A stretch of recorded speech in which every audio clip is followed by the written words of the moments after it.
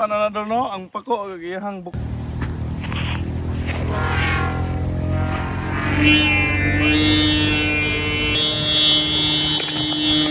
Wala ni order la.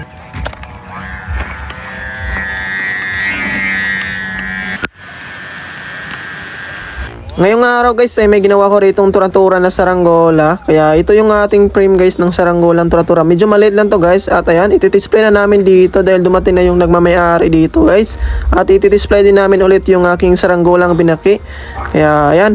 So ito yung order nila sa akin. Kaya ayan, tingnan natin yung lipad ng aking saranggolang tura-tura dito. At pupunta nga pala kami doon sa aking paliparan para doon natin ito mati-display. Sobrang simple lang na itong saranggola na to guys. Wala masyadong design at hindi ko na nilagyan ng maraming design guys at ganito lang kasimple. Basta ang importante ay lumilipad ng maayos ang saranggolang to. At andito na nga kami sa aming paliparan kaya isita na namin to. Kaya yung ating unang iti-display dito ay yung saranggolang tura-tura kasi yan yung ating bago ngayong gawa. Yan, tingnan natin dito kung maganda ba yung lipad ng saranggolang yan. At alian ko lang muna dito para mapaangat na natin itong saranggola na to guys. At ipatatalang natin dito kay Maiko. So yung saranggola niya dito guys ay yung saranggolang binaki. At ito namang tura-tura ay yung sa kaibigan niya kay Lexmark. Ayan, tingnan natin dito.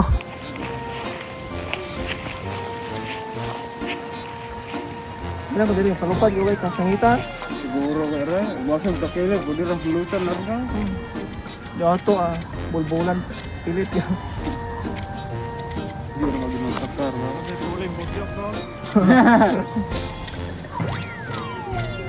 Kaya naik kada ko. Busyok no kay Domingo. Oh, Naik kada ko paulo pa dito sa banong mo. lupad. Diri may tarbanugan sa unang yo.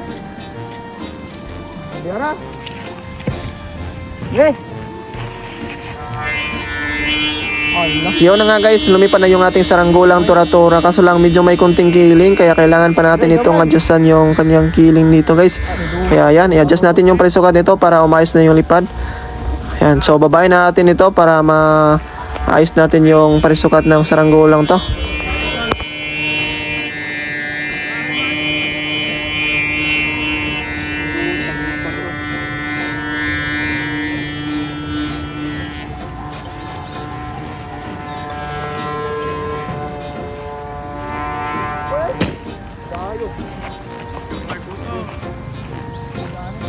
At ito guys, second attempt na ang ating pagtitisplay nito. At si Lexmark naman yung magtatalang.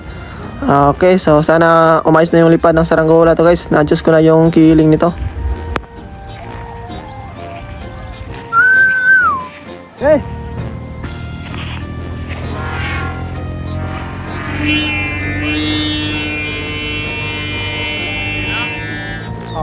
Pina?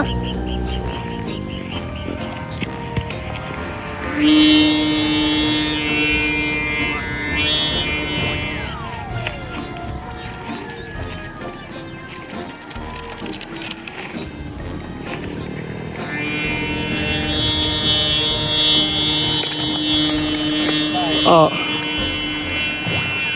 Tuloy ako palo-paro na. Oh. Ganito eh. At ito na nga guys, naayos ko na yung kiling niya at yun, umayos na yung lipad. Okay, napaka-solid. Lakas ng sumba nito. Do taglupad oy. Ha? Hindi taglupad. Wala kay. Hindi yun lihok. Di ka hilig yan. Humok birahon. Dagko gini nalunas lagbira.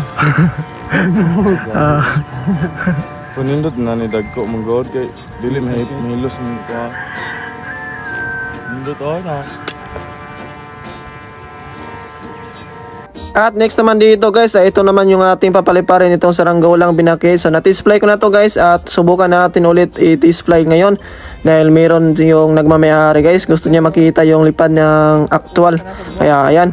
So tinatalang na rito ni Lexmark. At si Maiko naman yung maghihila ng saranggolang ito. Okay.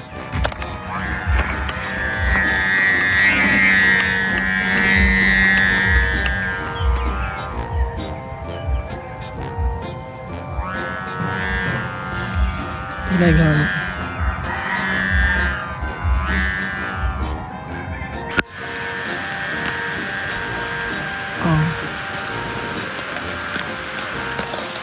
At dito nga guys ay nabutan na kami rito ng ulan. Kaya yan, hindi pa namin nababa yung saranggolang binaki dito. Kaya yan, nagpapasilong lang muna kami rito guys. Ayan o, medyo mahina lang naman yung ulan. Kaya kayang-kayang ito. So yan, napakasulit ng lipad ng saranggolang ito guys. Okay, ayos.